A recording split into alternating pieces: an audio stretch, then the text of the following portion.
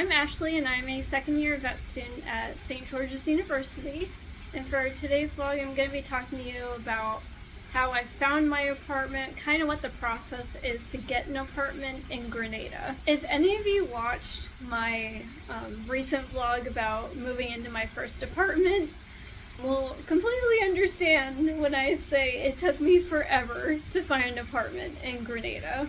I started looking for my apartment in August. I wanted to lease it for May or June, like the very beginning of June. But I actually ended up signing an apartment lease for April 1st.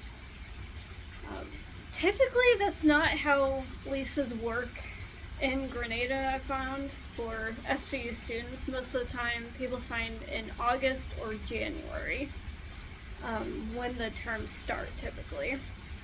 Other than that, it's really very rare to find any apartments that are available unless it's a new construction. I started contacting different apartments when I was looking through their emails. However, I found that none of them actually ever contacted me back through emails, so using WhatsApp is the main form of communication on the island. For most of the apartments I was looking at, I had to pay the security deposit, first month's rent, and last month's rent.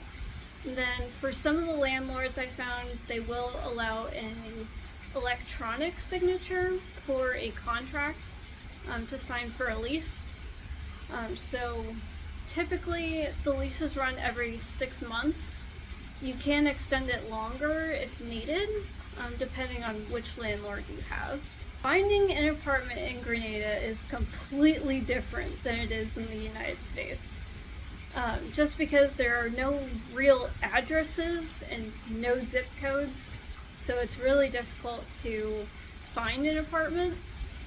The way I found my apartment was word of mouth and using all the Facebook groups that other SGU students have given out, and then it's also a place for landlords to post any openings that they have.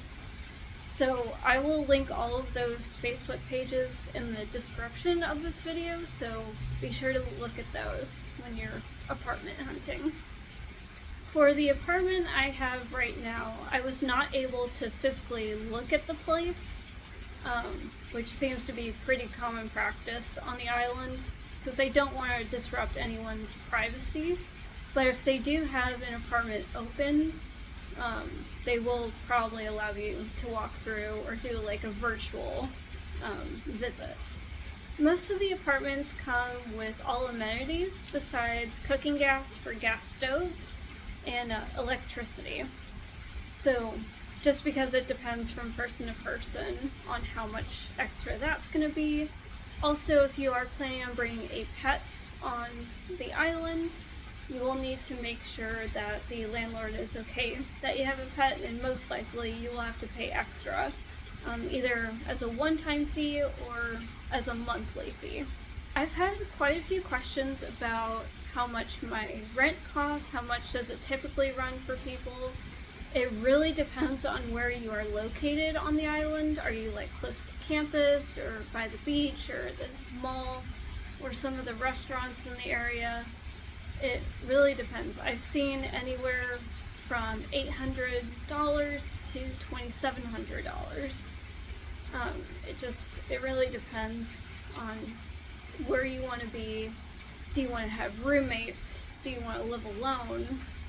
Or do you have pets and you need like a fenced in yard? It all depends on that.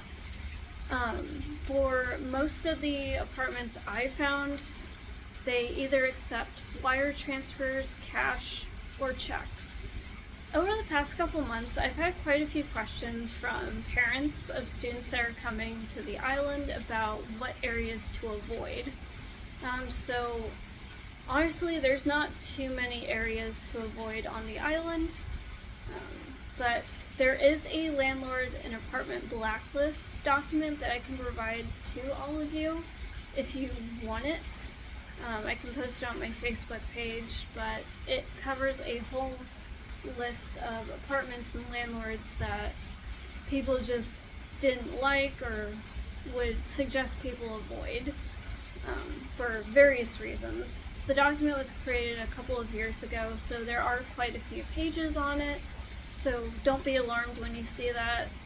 Some people will take a whole page full to explain kind of what the situation was that made them leave the apartment or highly unsuggest it to other students.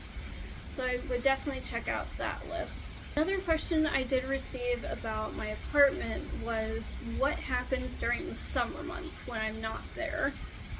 So I am still paying for the apartment even though I'm not there. I did leave my air conditioner on because it is a very humid climate, so mold will grow very easily if you don't leave your air conditioner on.